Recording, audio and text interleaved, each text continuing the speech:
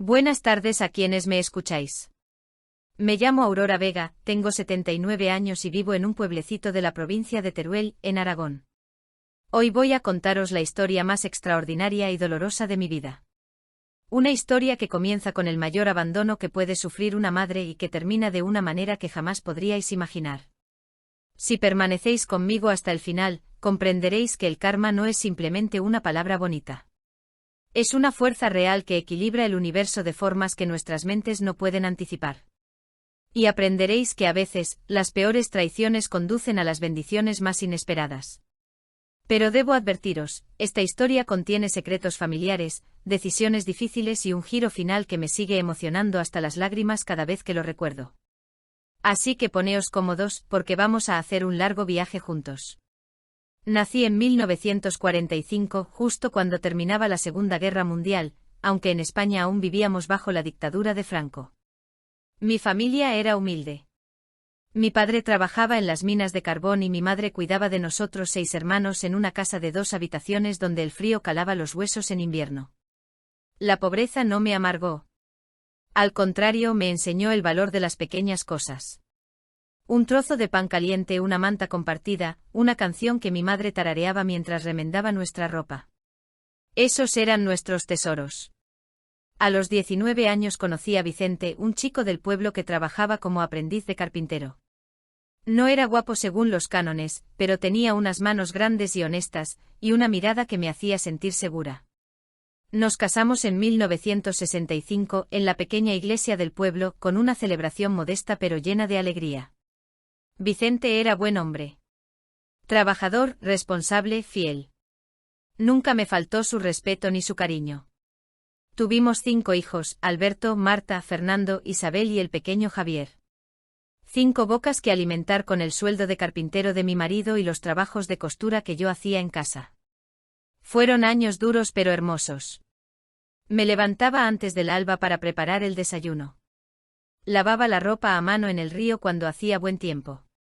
Cosía hasta que me dolían los dedos. Ayudaba a los niños con los deberes aunque yo apenas había ido a la escuela. Les enseñaba canciones, les contaba cuentos, les curaba las rodillas raspadas con besos y mercromina.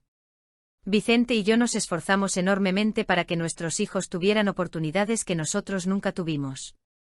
Alberto fue el primero en ir a la universidad. Se fue a Zaragoza a estudiar económicas en 1984.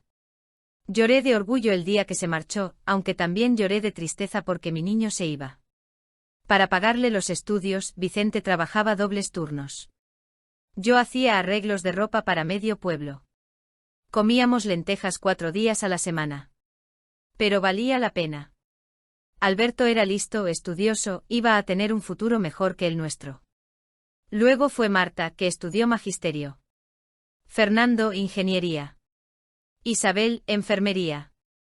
Solo Javier, el pequeño, se quedó en el pueblo, heredó el taller de carpintería de su padre y se casó con una chica local, Pilar. Me sentía orgullosa. Mis hijos habían estudiado, tenían buenos trabajos, vivían en ciudades grandes. Alberto se había casado con una mujer de familia adinerada en Zaragoza y trabajaba en un banco importante. Marta vivía en Barcelona, era directora de un colegio. Fernando se había ido a Valencia. Isabel a Madrid. Vicente murió hace 15 años. Un cáncer de pulmón que se lo llevó en 6 meses. Me quedé viuda a los 64 años. El mundo se me cayó encima. Habíamos estado juntos durante 43 años. No sabía cómo vivir sin él. Los niños vinieron al funeral. Todos menos Fernando, que estaba en un viaje de negocios en Alemania, y no pudo cancelarlo. Esa fue la primera señal, aunque entonces no quise verla. Después del entierro, Alberto me sentó en el sofá de mi propia casa y me habló como si yo fuera una niña pequeña. Madre, no puedes quedarte aquí sola. Este pueblo está muerto. No hay médicos buenos, no hay servicios. Deberías vender la casa y venirte a vivir con alguno de nosotros. O mejor aún, a una residencia donde te cuiden bien. Esta es mi casa, respondí. Aquí he vivido 50 años. Aquí nacisteis vosotros. Aquí está enterrado vuestro padre. No me voy a ir. No seas cabezota, mamá, intervino Marta. Ya no estás joven. ¿Qué pasa si te caes y no hay nadie para ayudarte? Javier está aquí. ¿Y Pilar? ¿Y los vecinos? No estoy sola. Suspiraron, intercambiaron miradas. Marta se encogió de hombros. Como quieras. Pero no esperes que podamos venir a cuidarte cada 2 por 3. Tenemos nuestras vidas. Esas palabras me dolieron, pero las dejé pasar. Estaban en shock por la muerte de su padre, me dije. No hablaban en serio. Los primeros años tras la muerte de Vicente fueron difíciles, pero me las arreglé. Javier y Pilar venían a verme casi todos los días. Me ayudaban con las cosas pesadas, me invitaban a comer los domingos, me incluían en la vida de sus 3 hijos, mis adorados nietos. Los otros hijos llamaban de vez en cuando. Venían por Navidad, aunque cada vez más brevemente. Es que el viaje desde Barcelona es muy largo, mamá. Tengo guardia en el hospital, no puedo quedarme más días.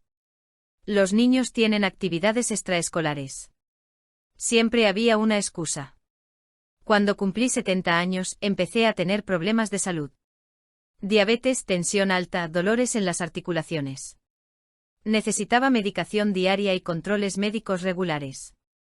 Javier me llevaba al médico en Teruel cada mes, a pesar de que eso significaba cerrar el taller por la mañana. Un día le dije, hijo, no quiero ser una carga para ti. Me miró con esos ojos que se parecían tanto a los de su padre. Madre, tú nunca podrías ser una carga. Fuiste tú quien nos cuidó a todos. Ahora me toca a mí. Pero los demás no pensaban igual. Hace 4 años, cuando tenía 75, tuve una caída grave. Me rompí la cadera. La operación salió bien, pero la recuperación fue larga y dolorosa. Durante 3 meses, no pude valerme por mí misma. Javier y Pilar me acogieron en su casa. Pilar me ayudaba a bañarme, me preparaba la comida, me acompañaba a fisioterapia. Vi el cansancio en sus ojos, la tensión en su matrimonio. Tenían 3 hijos adolescentes, el taller, su propia vida.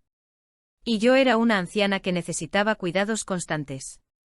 Llamé a mis otros hijos pidiéndoles ayuda. Solo pedía que se turnaran, que vinieran a quedarse conmigo un mes cada uno mientras me recuperaba. Alberto fue directo, madre, eso es imposible. Mi trabajo no me permite ausentarme. Y Laura, su mujer, tiene sus compromisos sociales. No podemos trastocar nuestras vidas así. ¿Trastocar vuestras vidas? Alberto, yo trastoqué mi vida entera por vosotros. Dejé de trabajar para criaros. Pasé noches sin dormir cuando estabais enfermos. Tu padre y yo nos matamos trabajando para pagaros la universidad. Eso era tu obligación como madre. Nosotros no pedimos nacer. Esas palabras me atravesaron como puñales. ¿Mi obligación? Y ellos no tenían ninguna obligación hacia mí. Marta no fue tan cruel, pero tampoco ayudó. Mamá, con mi trabajo como directora no puedo dejar Barcelona. Y ya sabes que Jordi, su marido, tiene su consulta aquí. ¿Por qué no contratas a alguien que te cuide? ¿Con qué dinero, Marta? Apenas me llega la pensión. No sé, mamá. Vende la casa. Tienes que adaptarte a tu nueva situación. Fernando ni siquiera contestó mis llamadas durante semanas. Cuando finalmente lo hizo, dijo que estaba en medio de un proyecto muy importante y que hablaríamos después. Nunca volvió a llamar.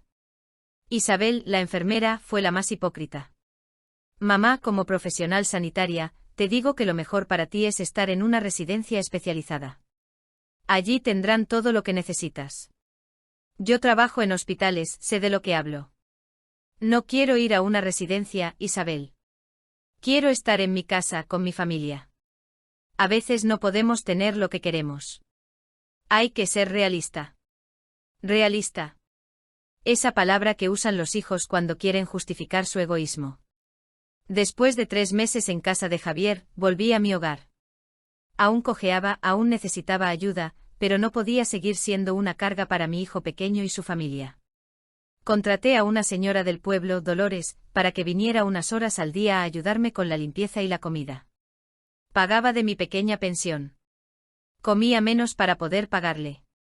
Pero al menos estaba en mi casa. Los meses pasaron. Mis hijos llamaban cada vez menos. Las visitas se redujeron a Navidad, y ni siquiera todos venían. El año pasado, Alberto pasó las fiestas en la casa de la familia de su mujer por primera vez en años. Madre, no te lo tomes personal. Marta se fue a esquiar con su familia a los Pirineos.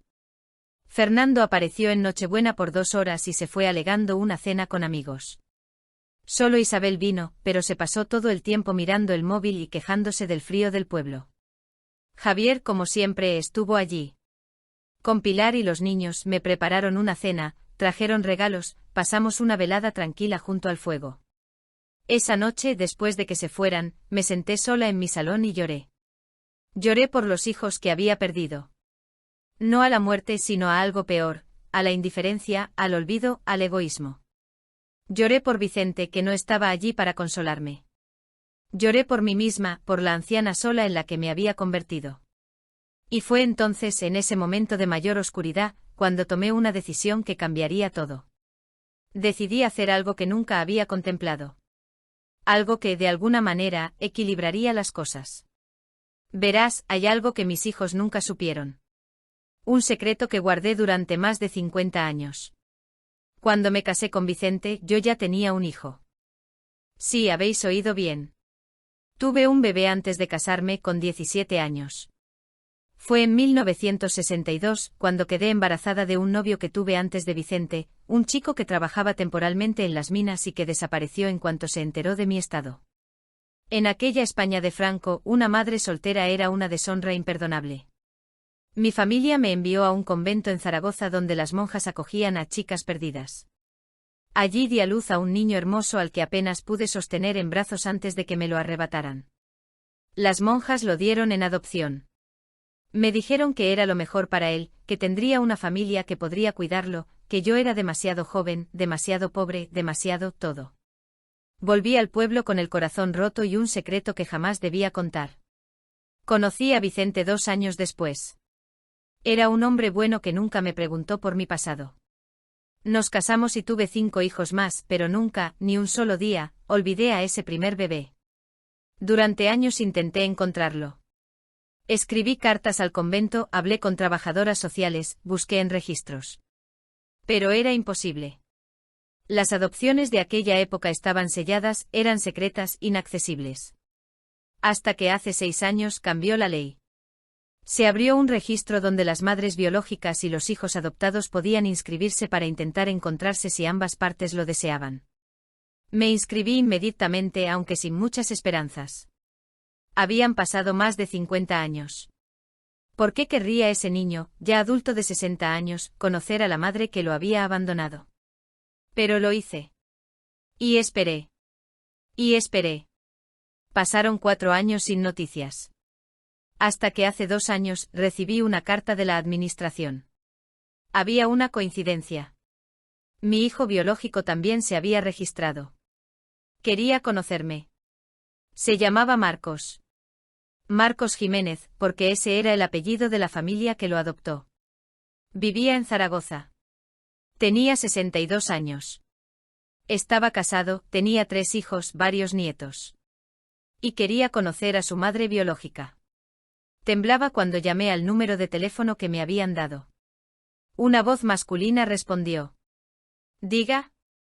¿Marcos? Soy Aurora. Tu madre biológica. Hubo un silencio largo. Pensé que colgaría. Pero luego habló y su voz estaba cargada de emoción. He esperado toda mi vida para hacer esta llamada. Nos encontramos 2 semanas después en un café de Zaragoza. Javier me llevó, aunque no le dije a quién iba a ver. Le dije que era un trámite médico. Reconocí a Marcos en cuanto entró. Tenía los ojos de mi padre, la nariz de mi hermano mayor, el mismo hoyuelo en la barbilla que yo. Era como ver un fantasma de mi familia. Nos abrazamos y lloramos. Allí, en medio del café, 2 extraños que eran madre e hijo se encontraban después de 60 años. Lo siento, fueron mis primeras palabras.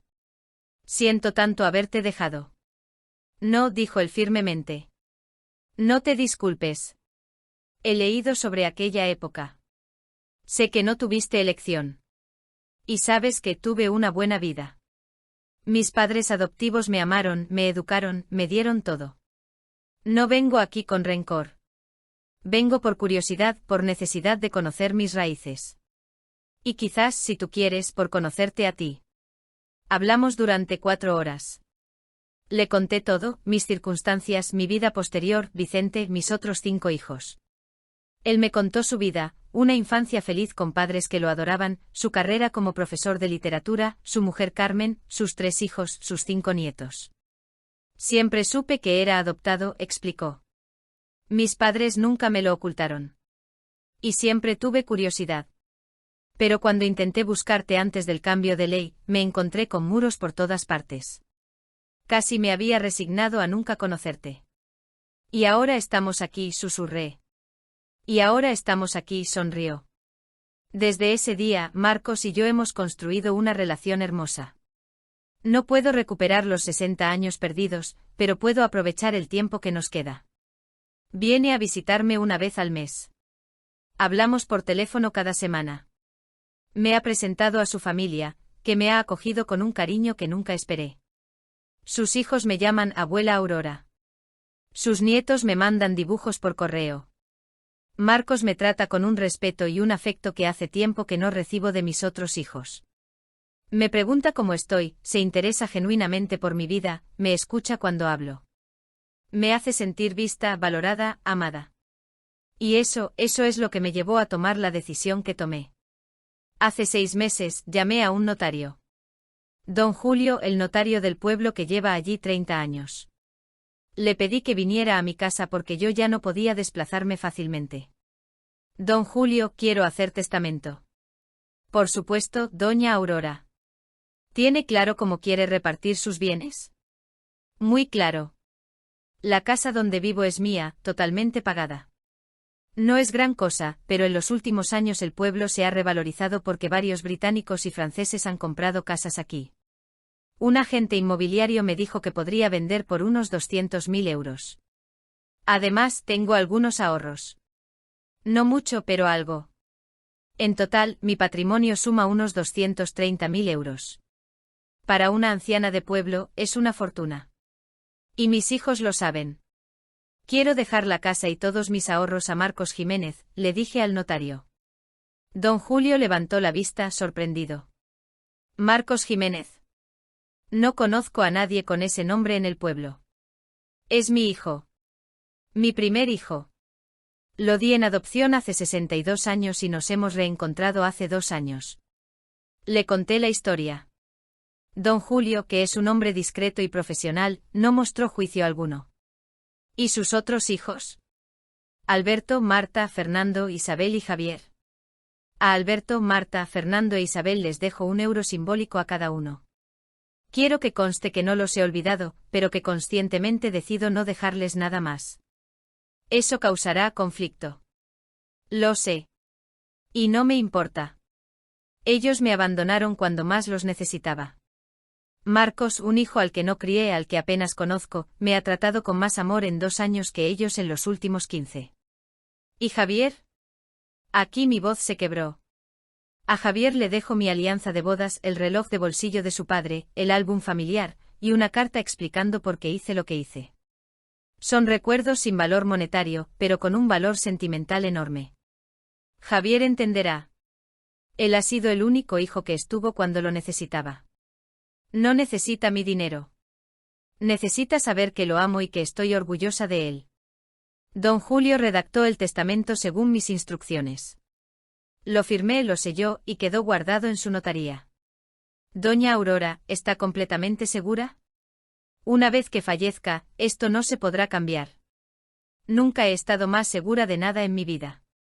Los meses pasaron. No le dije nada a nadie sobre el testamento. Seguí mi vida tranquila en el pueblo. Marcos seguía visitándome. Javier también. Los demás llamaban de vez en cuando, cada vez con menos frecuencia. Hace 3 meses tuve otro problema de salud. Una neumonía que estuvo a punto de llevarme. Pasé 2 semanas en el hospital de Teruel. Javier vino todos los días. Marcos también, conduciendo desde Zaragoza después de dar sus clases. Alberto llamó una vez. «¿Estás muy grave, mamá?» «Es que tengo una presentación importante en el banco y no puedo ir ahora». Marta envió un mensaje de WhatsApp: «Cuídate mucho, mamá. Avísame si es muy serio». Fernando no dio señales de vida. Isabel vino un día, se quedó media hora, y se fue diciendo que tenía el turno de noche. Me recuperé, pero la neumonía me dejó más débil. Ahora uso oxígeno parte del día. Sé que no me queda mucho tiempo. Los médicos no lo dicen directamente, pero lo veo en sus ojos. Y sinceramente, ya no le temo a la muerte. He vivido 79 años. He conocido el amor, he criado hijos, he disfrutado de pequeñas alegrías. Y en los últimos 2 años, he recuperado a un hijo que creía perdido para siempre. Pero hay algo más que necesito contar. Algo que sucedió hace apenas 2 semanas y que pone el punto final perfecto a esta historia. Resulta que Alberto se enteró, no sé cómo, de que la casa se había revalorizado. Quizás habló con alguien del pueblo, quizás vio un anuncio de una casa similar en venta. El caso es que de repente, después de meses sin llamar, me telefoneó muy interesado en mi bienestar. «Madre, he estado pensando. No puedes seguir viviendo sola en esa casa tan grande. Y con tu salud tan delicada. He hablado con mis hermanos y creemos que ha llegado el momento de que vendas y te vengas a una buena residencia. Nosotros nos encargaremos de todo». «¿Os encargaréis de qué exactamente?» «De vender la casa, gestionar el dinero, encontrarte un sitio apropiado. Tú no te preocupes de nada. Déjanos hacerlo a nosotros».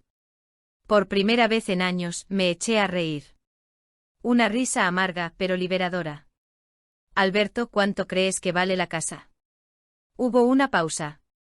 «No sé, mamá. ¿50.000 euros? ¿70.000? Casi 200.000. Silencio absoluto. ¿Qué? El pueblo se ha puesto de moda entre extranjeros. Las casas valen mucho más que antes. La mía podría venderse por casi 200.000 euros. Dios mío. Mamá, entonces es aún más importante que la vendas ya. Esa cantidad hay que gestionarla bien, invertirla, asegurarte de que te dure. Nosotros podemos ayudarte». «Nosotros». Qué interesante que ahora digáis nosotros. ¿Dónde estaba ese nosotros cuando me caí y me rompí la cadera? ¿Dónde estaba cuando tuve neumonía? Mamá, no empieces con eso. Cada uno tiene su vida. Exactamente. Y yo tengo la mía. Y mi casa y mis decisiones. No seas terca. Piensa en tu futuro. Pienso en el cada día. Y ya he tomado todas las decisiones necesarias. Colgué el teléfono sintiendo una satisfacción profunda.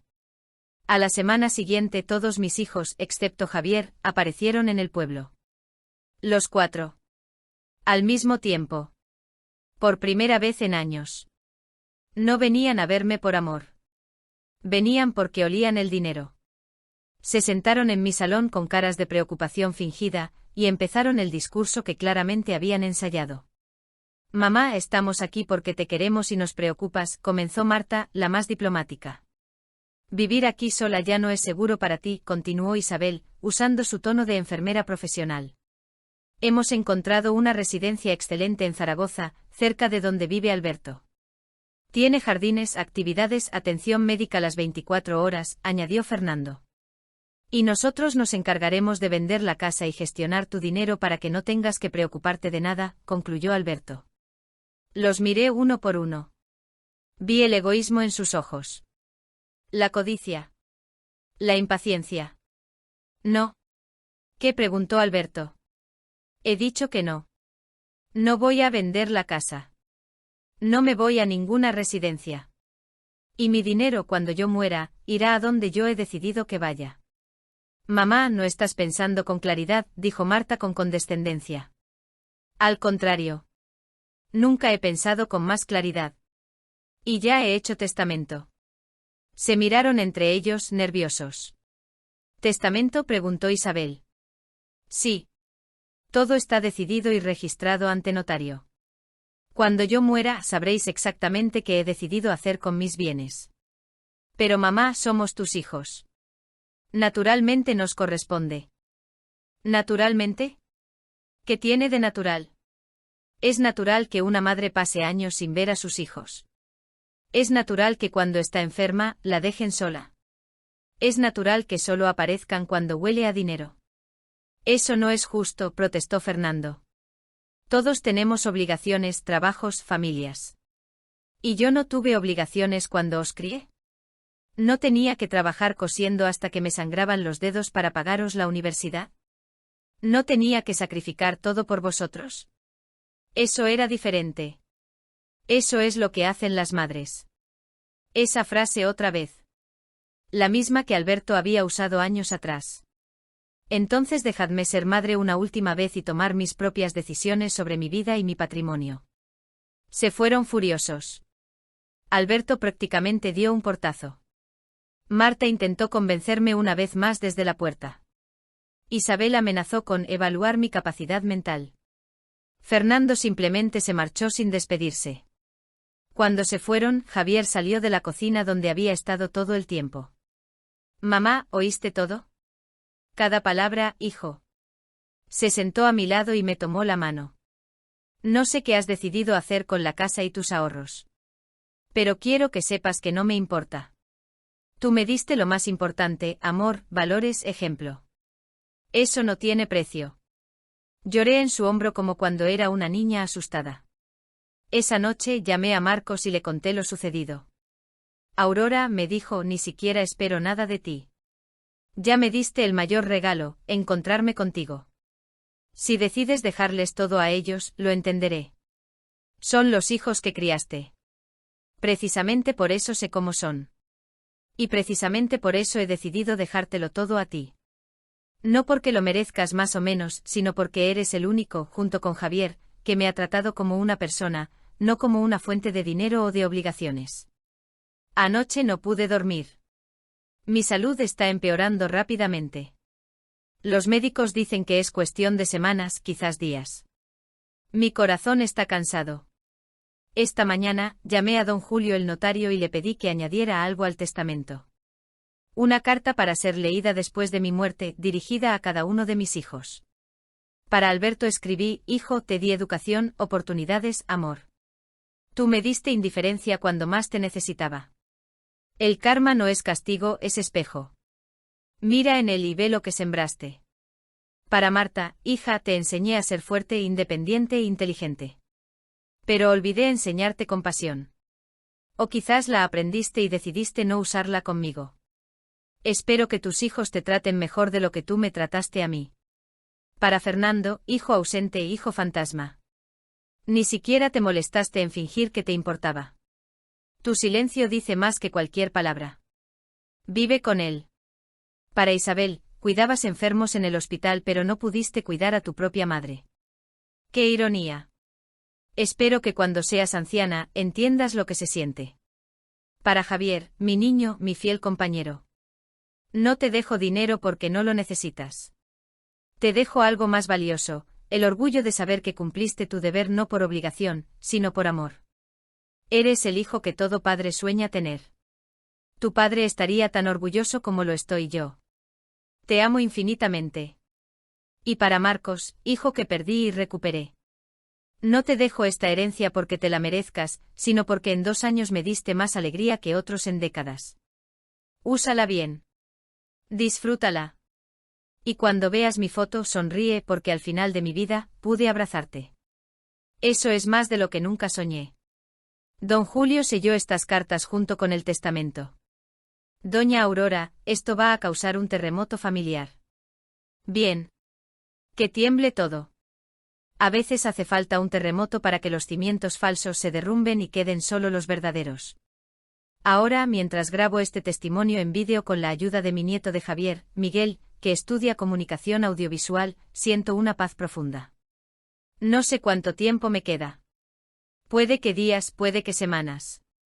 Pero sé que cuando llegue el momento, me iré tranquila. He vivido. He amado. He sufrido. He perdonado lo que pude y he tomado decisiones difíciles con lo que no pude. El karma existe. No es venganza. Es equilibrio cósmico. Es el universo respondiendo a nuestras acciones con consecuencias proporcionales. Mis hijos que me abandonaron recibirán el abandono de mi herencia. No por maldad, sino por justicia. Dejé que las consecuencias naturales de sus actos los alcanzaran. Y los que me amaron, Javier con su presencia constante, Marcos con su cariño inesperado, recibirán mi gratitud materializada en lo único tangible que puedo darles. Pero hay algo más. Un último giro en esta historia que solo se revelará después de mi muerte. Verán, hace un mes Marcos vino a visitarme con un sobre en la mano. Aurora, hay algo que debes saber. Algo sobre tu casa. ¿Qué pasa con mi casa? He estado investigando.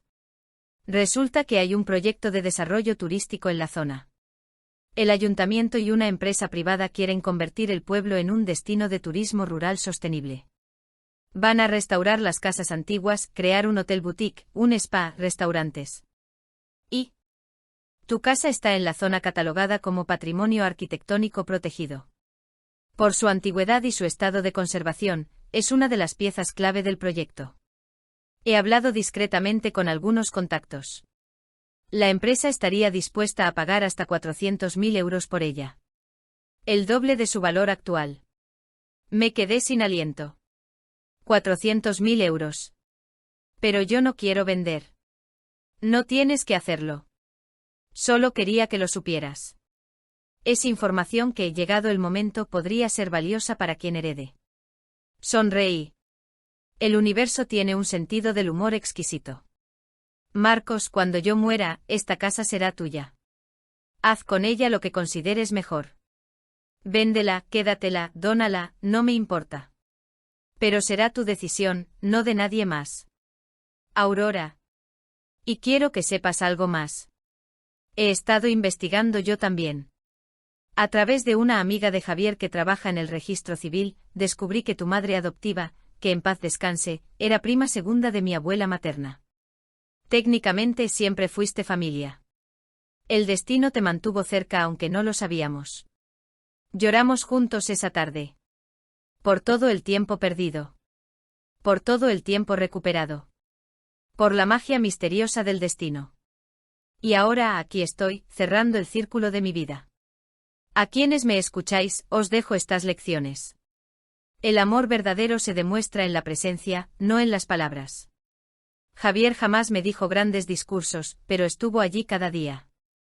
El abandono tiene consecuencias. Mis 4 hijos aprenderán, tarde pero aprenderán, que no se puede tomar todo de los padres y no dar nada a cambio sin que haya un precio. Nunca es tarde para recuperar lo perdido. Encontré a mi primer hijo a los 73 años. 2 años con él han llenado un vacío de 60. El karma no es venganza, es educación. El universo nos enseña, a veces con dulzura, a veces con dureza. Y lo más importante, tu valor no depende de cómo te traten los demás, ni siquiera tus hijos. Tu valor es inherente. Eres valiosa por el simple hecho de existir. Dentro de unas semanas, posiblemente días, este testimonio se publicará en mi canal de YouTube que Miguel me ayudó a crear. Para entonces, yo probablemente ya no estaré aquí. Mis hijos se reunirán en la notaría de Don Julio para la lectura del testamento. Imagino sus caras cuando descubran que los 4 mayores reciben 1 euro simbólico cada uno. La incredulidad. La rabia. Las acusaciones mutuas. Los intentos de impugnación legal que fracasarán porque mi capacidad mental está certificada por 3 médicos. Imagino el shock cuando descubran la existencia de Marcos, el hermano que nunca supieron que tenían. Y imagino con una sonrisa el momento en que Marcos decida qué hacer con la casa. Si la vende a la empresa de desarrollo por 400.000 euros, habrá cumplido mi último deseo, que el hijo que me amó sin haberme conocido tenga seguridad económica. Que pueda ayudar a sus propios hijos y nietos. Que pueda donar a causas benéficas si quiere. Que sea libre. Javier comprenderá. Cuando lea mi carta, cuando sostenga el reloj de su padre y el álbum familiar, sabrá que él tiene algo que el dinero no puede comprar, la certeza de que fue amado incondicionalmente. Y conocerá a Marcos, su hermano mayor, y si los conozco bien, se harán amigos. Porque ambos tienen buen corazón. Algunas personas me dirán que soy cruel. Que una madre no debería hacer esto. Que debería repartir equitativamente entre todos los hijos. Pero yo les pregunto, ¿es equitativo que 4 hijos abandonen a su madre y reciban lo mismo que el hijo que estuvo presente? ¿Es equitativo que el amor y el desamor tengan la misma recompensa? No, mi testamento es perfectamente equitativo. Cada uno recibe el reflejo exacto de lo que dio. Y eso, amigos míos, es el karma en su forma más pura. Ahora debo despedirme. Me estoy cansando mucho. Pero antes, quiero mirar a la cámara y deciros algo directamente. Si sois padres mayores sufriendo el abandono de vuestros hijos, no estáis solos. Vuestro dolor es real y válido. No os hace mal, padres, haber criado hijos ingratos. A veces, a pesar de dar lo mejor, ellos eligen su propio camino. Si sois hijos adultos que habéis descuidado a vuestros padres, aún podéis cambiar. Pero hacedlo ahora, antes de que sea tarde. No dejéis que el arrepentimiento sea lo único que heredéis. Y si sois como Marcos, alguien que contra todo pronóstico encuentra o reencuentra a su familia, aferraos a ese regalo. El tiempo perdido no se recupera, pero el tiempo presente puede llenarse de amor. Gracias por escucharme. Gracias por permitirme contar mi verdad. Y gracias infinitas a los 2 hijos que me devolvieron la fe en el amor filial, Javier, que nunca me abandonó, y Marcos, que volvió a mí como un milagro. A todos vosotros, que la vida os trate con la misma medida con que vosotros tratáis a los demás. Que el karma os bendiga si sembráis amor, y os enseñe si sembráis indiferencia. Hasta siempre, mis queridos. Desde mi pequeño pueblo de Teruel, donde pronto descansaré junto a Vicente, os envío un abrazo lleno de lecciones aprendidas, perdones otorgados y paz finalmente encontrada.